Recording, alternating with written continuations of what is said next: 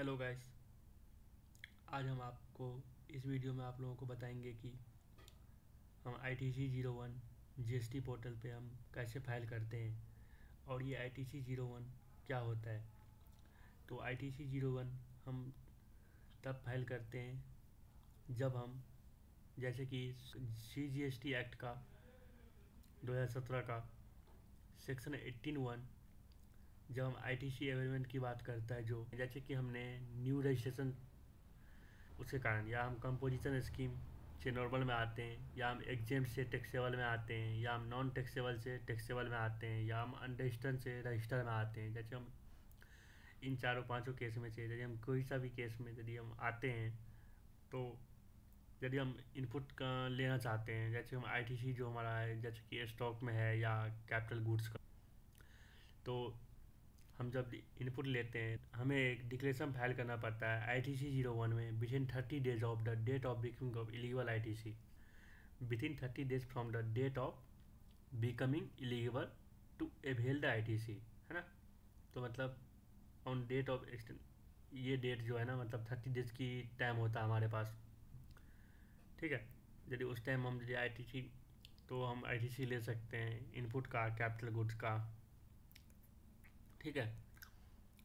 बाकी इसमें कंडीशन भी है, दो चार कंडीशन है। जैसे कि हम कोई न्यू रजिस्ट्रेशन लेते हैं जब हमारा क्रॉस कर जाता है थ्रेशर लिमिट, जब जब हमारा क्रॉस कर, जब हम न्यू रजिस्ट्रेशन लेते हैं जो हमारी लिमिट है जो दे रखा है गवर्नमेंट ने, उस लिमिट से यदि ज़्यादा हो जाता है हमारा टर्नओवर, तब यदि हम न्यू रजिस्ट्रेशन लेते हैं, जैसे हमने कोई न्यू रजिस्ट्रेशन लिया, उस टाइम हम लेते हैं, क्या लेते हैं कि हम उस टाइम ITC जो हमारे स्टॉक में है ना, उसमें हम क्या करते हैं, कैपिटल गुड्स का ITC हम नहीं ले सकते हैं उस केस में, ठीक है। और जब जैसे कि हम वॉरंटी रजिस्ट्रेशन लेते हैं, उस केस में भी हम जो हमारे स्टॉक में है ITC, बस हम उसका ही ले सकते हैं, हम कैपिटल गुड्स का उस टाइम ले नहीं सकते। जब हम कंपोजिशन से नॉर्मल में आते हैं, तो उस केस में भी हम इनपुट और कैपिटल गुड्स, उस केस में क्या होता है कि जब हम कंपोजिशन से नॉर्मल में आते हैं ना, तो उस टाइम हमें इनपुट और कैपिटल गुड्स दोनों का ITC मिलता है। और इसमें क्या होता है, ITC लेस हो जाता है 5% पर क्वार्टर और पार्ट डे ऑफ, ठीक है। मतलब इसमें रूल है कि 5% हम लेस कर देते हैं, लेस होता है मतलब ITC लेस 5% पर क्वार्टर 5% लेस हो जाएगा ITC। और इसमें हम इनपुट प्लस कैपिटल गुड दोनों का मिलता है। यदि हम एग्जेम्प्ट से टैक्सेबल में आते हैं, तो उस केस में भी हमें इनपुट प्लस कैपिटल गुड दोनों का मिलता है, उसमें भी लेस हो जाता है 5% पर क्वार्टर, ठीक है। और यदि ये 30 डेज का जो टाइम है, इसको एक्सटेंड कर सकता है कमिश्नर, एक्सटेंड कर सकता है इस टाइम को, ठीक है। और यदि इनपुट टैक्स, यदि हमारे पास जो हम ITC ले रहे हैं यदि वो 2 लाख से ज़्यादा है, तो उसमें CA और CWA का सर्टिफिकेट भी चाहिए, है ना।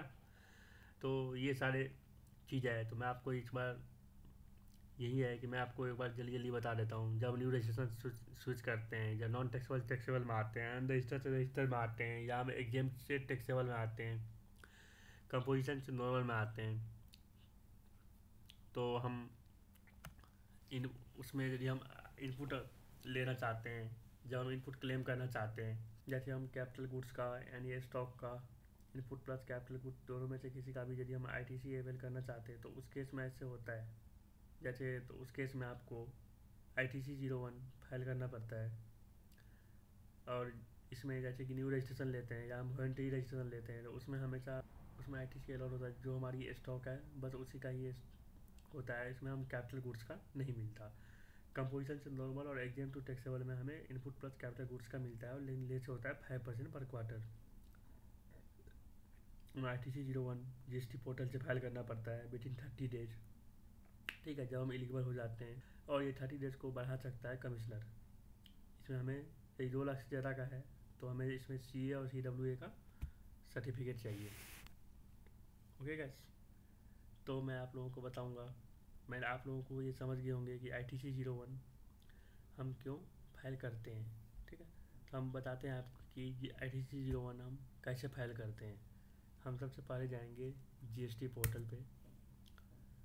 जीएसटी पोर्टल पे जाने के बाद हम सबसे पहले जीएसटी पोर्टल पे जाएंगे और यहाँ पे सबसे पहले हम इसको लॉगिन करेंगे।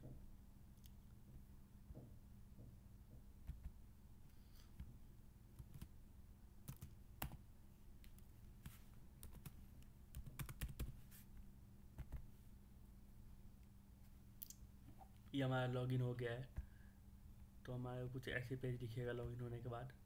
हम क्या करेंगे, यहाँ पे सर्विस पे जाएंगे, रिटर्न्स पे जाएंगे, उसके बाद हम आईटीसी फॉर्म पे जाएंगे।